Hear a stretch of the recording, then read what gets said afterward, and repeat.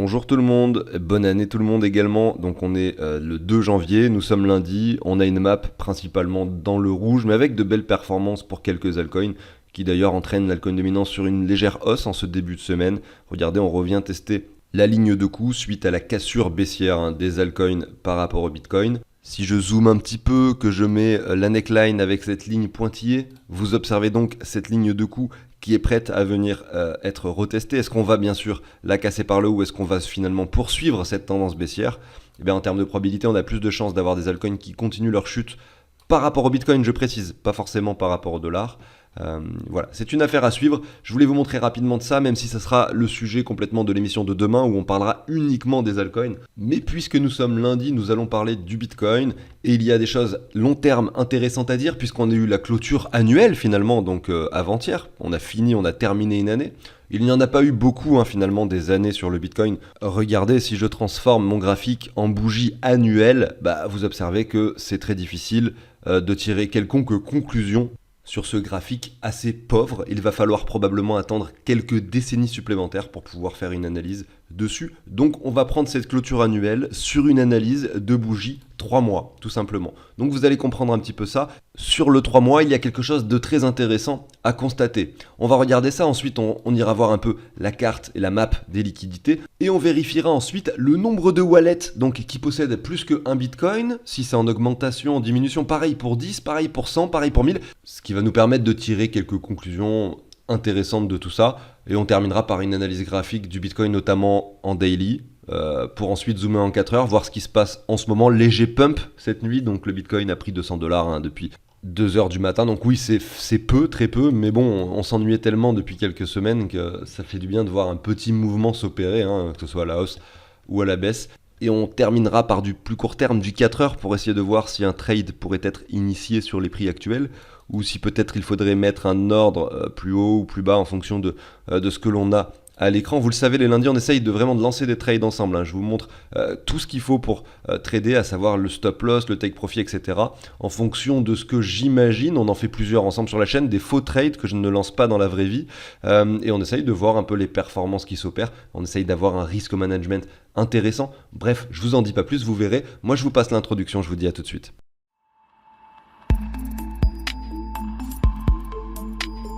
Allez, on commence avec le Bitcoin. Ici, nous sommes sur des bougies trimestrielles, c'est-à-dire que chaque bougie représente 3 mois. Et il y a quelques temps, une semaine, 2 semaines, j'avais mis les objectifs de hausse pour le prochain cycle haussier, s'il devait avoir lieu probablement en 2024-2025, puisque, comme d'habitude, donc on constate les halvings, les cycles de temporalité, les sommets qui sont atteints entre les halvings, les bottoms également, ce qui ne nous permet pas forcément d'acheter le bottom et de revendre le top. On ne sait jamais où est-ce que ça va s'arrêter, on peut très bien aller aux 10 000 ou aux 5 000 dollars avant de monter évidemment.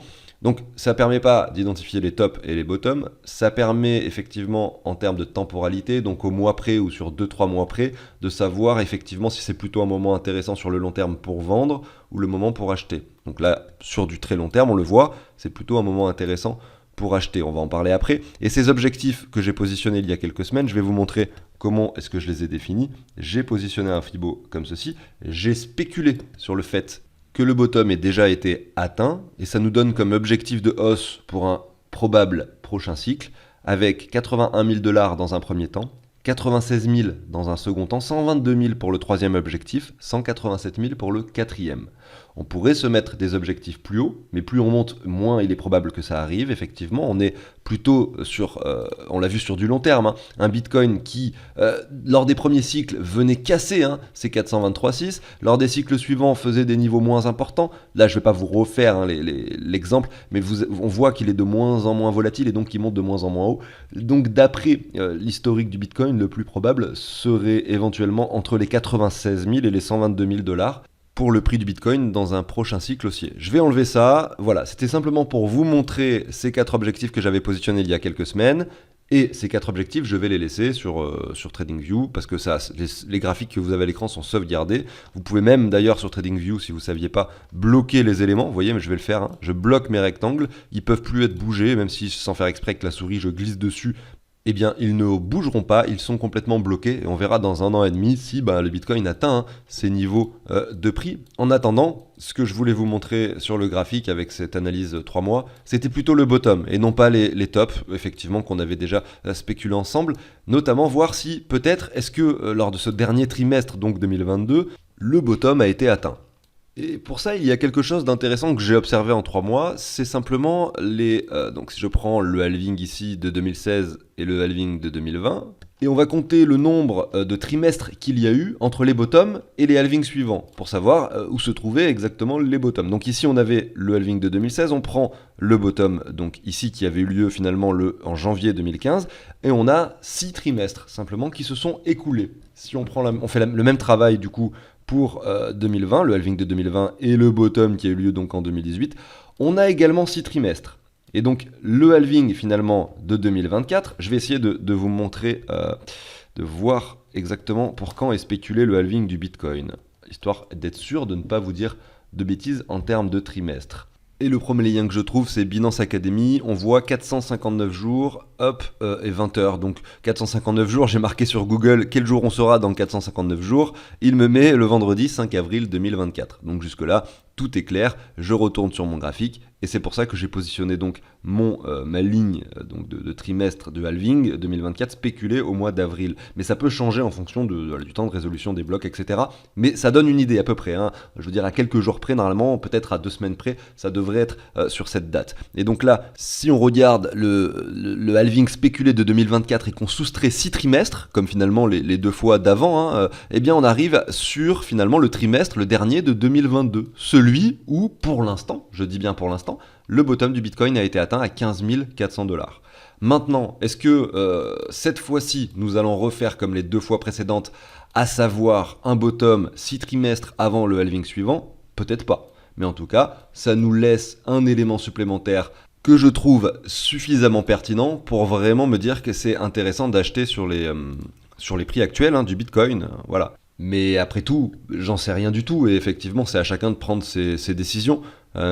Mais ce qui est sûr, c'est que si vous attendez pertinemment un prix beaucoup plus faible pour investir et que ce prix n'est jamais atteint, à quel moment est-ce que vous allez investir? Est-ce que vous allez du coup jamais investir? Est-ce que vous allez acheter du Bitcoin beaucoup plus haut parce que vous allez avoir ce sentiment d'avoir manqué le train et vous allez avoir de plus en plus envie d'acheter au fur et à mesure que ça monte, en vous disant qu'effectivement les 100 000 sont quand même possibles, pour ensuite vous prendre à moins 50% avant de finalement que le Bitcoin monte de nouveau? Voilà, toutes ces questions, elles sont très difficiles à répondre. C'est très difficile d'investir, on le sait.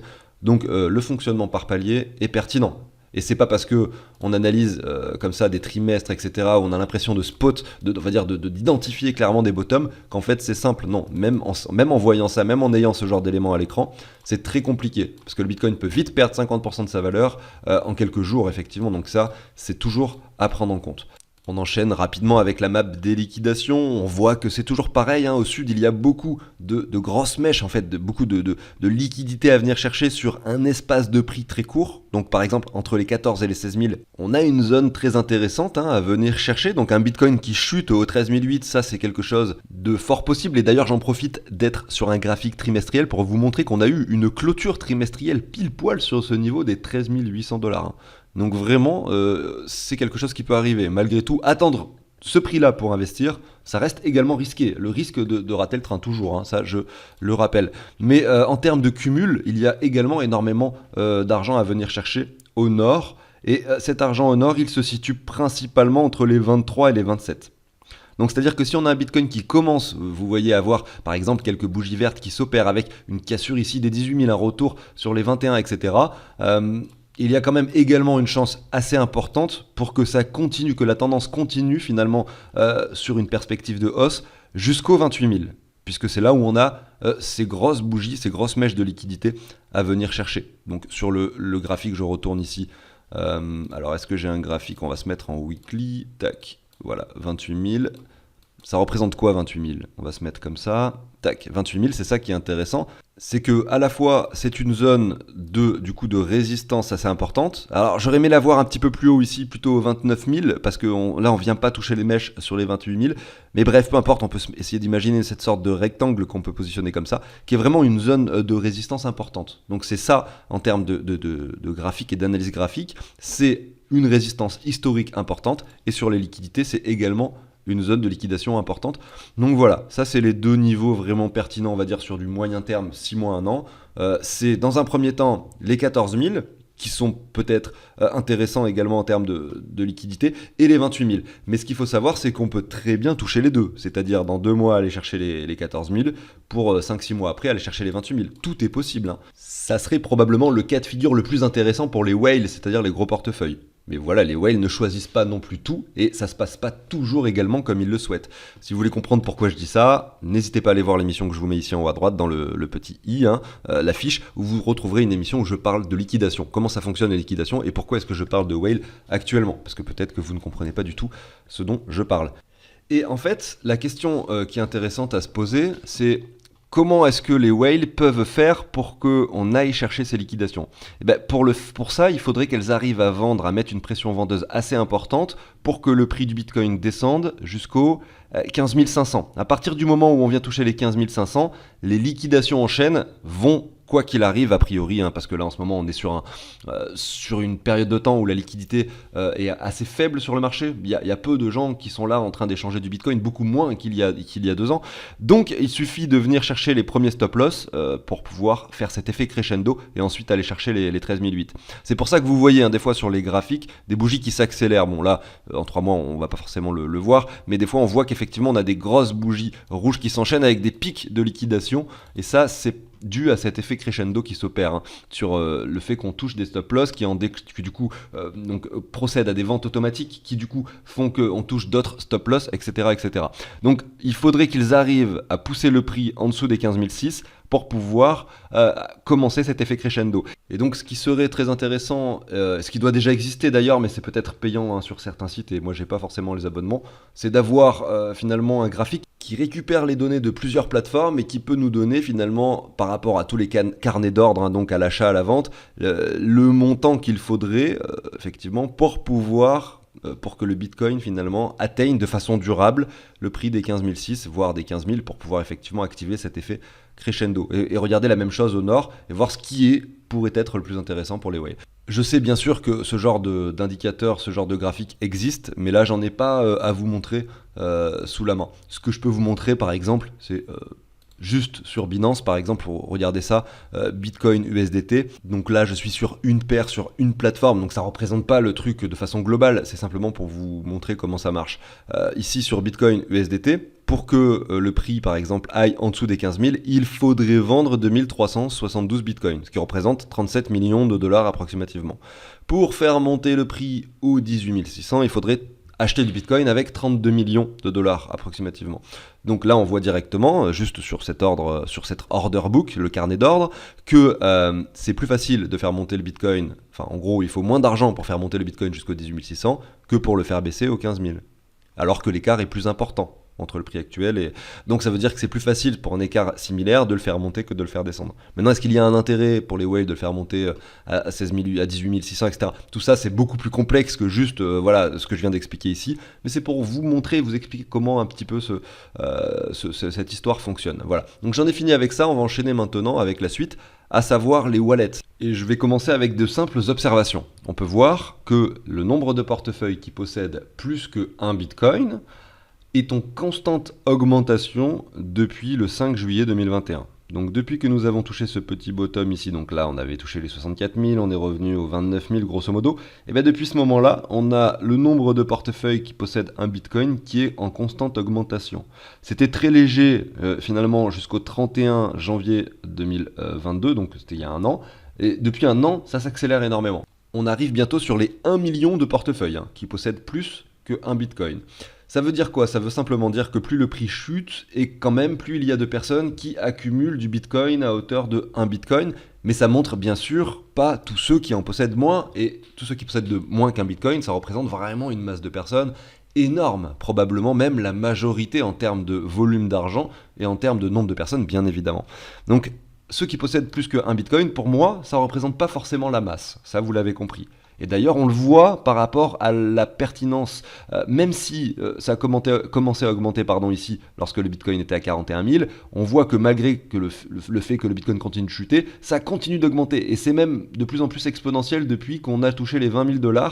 Là, c'est encore de plus en plus exponentiel. Donc il y a une forme d'intelligence dans ce graphique. On peut observer que les personnes qui possèdent plus qu'un Bitcoin agissent quand même, en tout cas, si aujourd'hui on est proche d'un bottom, ce que l'on peut imaginer, hein, agissent probablement de façon assez intelligente. Maintenant, si on regarde les wallets qui possèdent plus que 10 bitcoins, donc là on est encore sur l'étape supérieure, 10 bitcoins, ça fait quand même 160 000 $ au prix actuel. Eh bien, on observe une petite différence, c'est que le bottom entre guillemets, parce qu'on a eu quand même une grosse chute, hein, pendant que le Bitcoin montait, les personnes qui possédaient 10 Bitcoins étaient petit à petit en train de le vendre. Hein. Ça prouve également du coup cette forme d'intelligence, ce qui était également le cas pour un Bitcoin, mais c'était moins prononcé, alors que pour 10 Bitcoins, on a vraiment ce creux qui s'est opéré, c'est-à-dire des personnes qui ont vendu en masse du Bitcoin lorsque ça montait en 2021, et on voit que là, depuis du coup les 40 000 $, eh bien on a les wallets qui possèdent donc plus que 10 bitcoins qui sont en constante augmentation. Et là, on atteint de nouveau, avec un prix donc, qui continue de chuter, un nombre de wallets qui continue d'augmenter, qui possèdent 10 bitcoins, on atteint de nouveau finalement la quantité de wallets qu'il y avait lors du précédent bear market.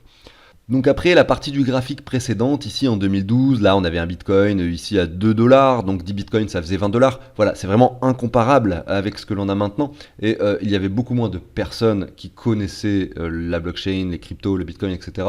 Beaucoup moins de personnes qui avaient donc de wallets, et forcément ceux qui en avaient beaucoup de bitcoin, puisque ça valait beaucoup moins, et ils les ont vendus petit à petit au fur et à mesure que ça montait, et puis c'est comme ça que le nombre de wallets a augmenté, que les bitcoins se sont divisés dans la masse, et qu'aujourd'hui voilà, on a quasiment 10% des Français qui ont du bitcoin. Donc maintenant on reprend ce prix de décembre 2017 de 20 000 $, et là on voit que depuis finalement qu'on a quand même touché un prix assez important de 20 000, cette fois-ci très représentatif, même plus élevé que le prix actuel. Donc effectivement, depuis ce moment-là, on a un nombre de wallets qui stagne plus ou moins, en tout cas pour ceux qui possèdent plus que 10 bitcoins, et on voit cette intelligence du fait que quand le prix est monté aux 69 000, les personnes qui avaient 10 bitcoins ont vendu, maintenant ils en rachètent alors qu'on est probablement près d'un bottom. C'est intéressant à voir. Maintenant, regardons les portefeuilles qui possèdent plus que 100 bitcoins. On voit que depuis février 2017, on est en constante diminution. Il y a de moins en moins de wallets avec plus que 100 bitcoins. Donc ça montre une sorte de méfiance, on va dire, d'assez gros portefeuilles. On parle d'1,6 million. 1,6 million, c'est beaucoup. On était même sur 7 millions, donc les portefeuilles qui possédaient plus que 7 millions de dollars ici, lorsque le Bitcoin valait 69 000, grosso modo, dollars. Donc oui, c'est beaucoup, mais c'est pas non plus les très très grosses entreprises qui, je pense, lorsqu'elles consacrent 1 ou 2% de leur portefeuille, peuvent atteindre effectivement ce chiffre plutôt des 15 millions, 20, voire 30 millions de dollars. Donc c'est pour ça que les adresses qui possèdent 100 bitcoins, finalement, ne représentent pas les whales, on va dire, les plus importantes. Ça représente de gros portefeuilles, certes, mais pas les whales les plus importantes. Et là, on peut observer une sorte de méfiance depuis 2017 avec finalement le nombre de portefeuilles qui possèdent 100 bitcoins en constante diminution. On va dire que ça stagne depuis le mois de juin 2019 ici, et qu'on a cette légère hausse qui s'est opérée, donc c'est seulement très récent, où on est passé ici, donc grosso modo, de 15 800 wallets à donc 16 100. Donc ces dernières semaines, il y a eu 700 portefeuilles environ qui donc ont augmenté leur nombre de bitcoins pour dépasser les 100 bitcoins. Donc je pense que pour un montant comme ça, on n'est pas forcément sur des entités ou des entreprises, ça peut être des personnes individuelles qui ont beaucoup d'argent, et on sait qu'il y en a quand même beaucoup, des personnes qui peuvent se permettre d'acheter 1 million de dollars de bitcoin. Donc voilà, ça, on sent la méfiance de ce côté-là, mais lorsqu'on regarde les wallets qui possèdent plus que 1000 bitcoins, c'est pas le même scénario. On a vraiment atteint un pic ici, et ça c'est intéressant à voir, c'est que vous voyez, et là vraiment, cette fois-ci, 100 millions, donc 1000 bitcoins, on est sur, lorsque le prix du bitcoin était à 60 000 $, sur 60 millions de dollars. Donc là, on est vraiment sur des très très gros portefeuilles. Et ce qu'on observe, c'est que quand on a touché la première fois les 64 000 $ ici en avril 2021, là, vous voyez cette chute qui s'est opérée, c'était vraiment un signal qui pouvait, nous-mêmes, en tant que particuliers, nous dire, voilà, attention, là, ça sent quand même mauvais. Pourquoi est-ce que les très gros portefeuilles sont en train de vendre du bitcoin Effectivement, il se trouvait qu'ils avaient bien, finalement, spot le top. Pas vraiment parfaitement, puisqu'on a touché les 69 000 par la suite. Mais voilà, c'était vraiment un moment très intéressant pour vendre.